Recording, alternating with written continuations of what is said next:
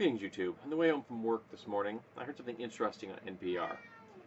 There is a law in place which protects um, military service people from predatory lenders.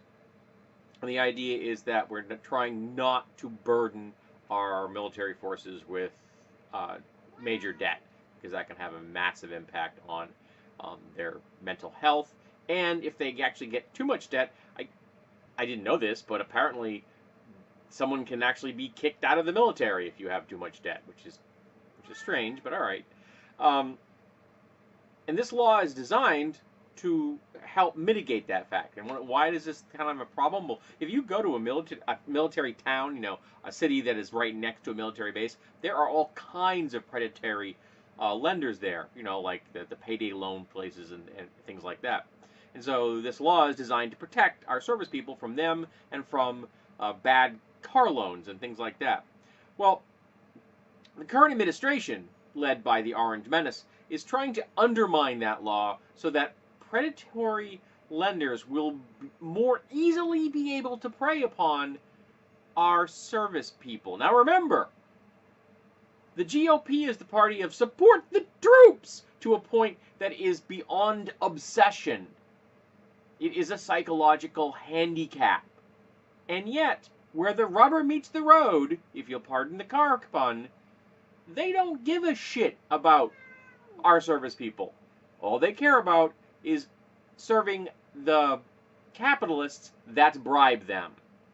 And one of the things that they're trying to protect, the laws helps to try to protect, is when you're getting a loan on a car, sometimes the lender will create paranoia in the mind of the purchaser, in the sense that they will say, well, you know, as soon as you drive your brand new car off the lot, its value drops. I think that's weird, but okay. So the value drops. And if you destroy the car, so there's an accident that you have no control over, there's going to be a gap between the value you've paid for the car and what the car is now, because you drove it off the lot, which is bullshit, but that's beside the point. And so they'll convince the buyer to get gap insurance, so to cover that distance between what the car is worth and what the car is going to get. You're going to get in case it is totaled. Now, if you go through your insurance company, you can get that kind of insurance, that gap insurance, for like something like $30 to $50 a year. So it's not a lot of money, and that will cover the gap between the actual cost and the replacement cost. The problem is that if you go through the car dealer, they can completely screw car owners. For example, they can charge you up to $1,500 over the course of that loan, which is, 3 to 5 years, for something that you could be getting for $50 a year through your carrier, through your insurance carrier. And that's obscene. That kind of thing should be illegal for anyone.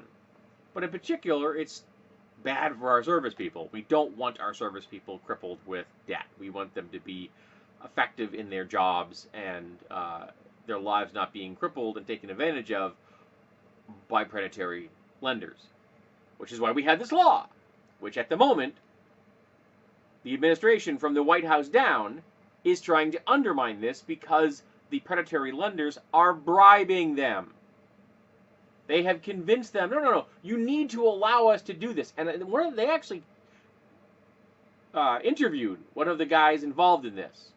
And his position was, well, this law prevents our service people from having access to a useful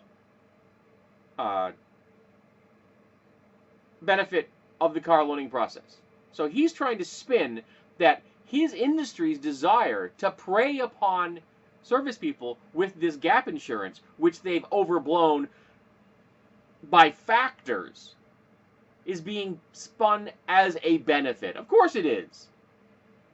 These people would drive a knife into your back and then explain to you the quality of the blade that is now sticking inside of you, which is what they're doing.